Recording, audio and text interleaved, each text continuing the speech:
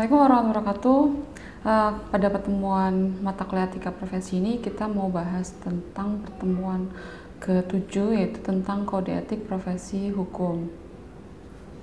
Kode etik profesi hukum yang meliputi yang pertama adalah kode etik notaris.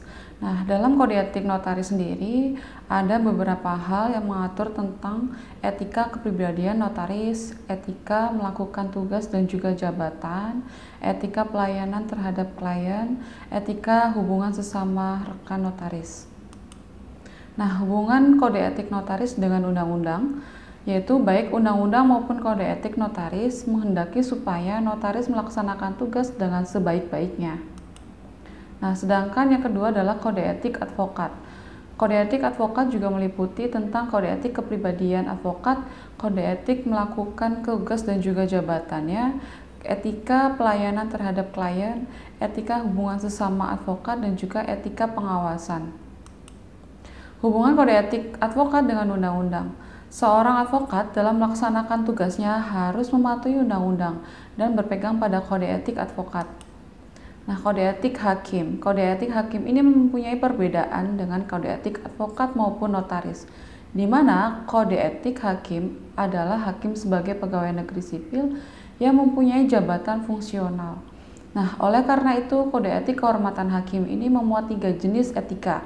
Yang pertama adalah etika kedinasan pegawai negeri sipil, etika kedinasan hakim sebagai pejabat, dan etika hakim sebagai manusia pribadi anggota masyarakat.